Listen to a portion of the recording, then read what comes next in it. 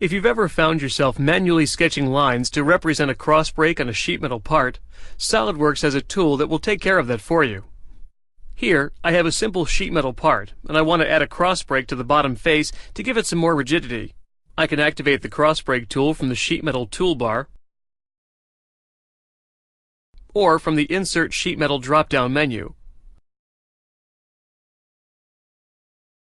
The selection box asks me to select the face or faces I would like to add to the cross break.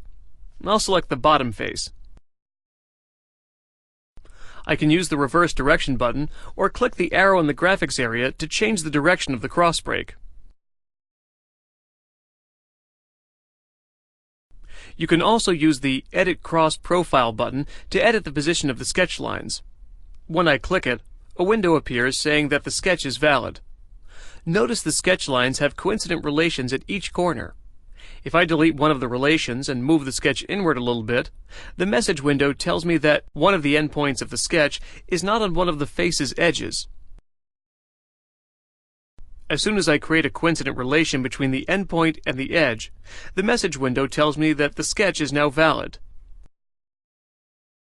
I can make more changes to the sketch as long as each endpoint is on an edge. Once I'm finished making changes, I'll click back to return to the Property Manager. The next two options let me define the break radius and the break angle of the cross break. Now keep in mind that the cross break feature does not actually change or deform the model in 3D.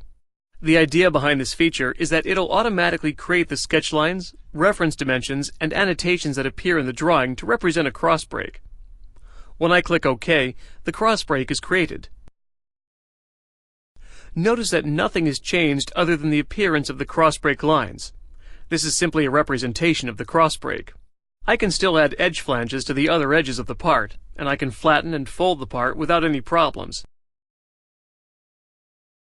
At this point, I'll create a drawing to show you how the cross break is represented in a 2D drawing.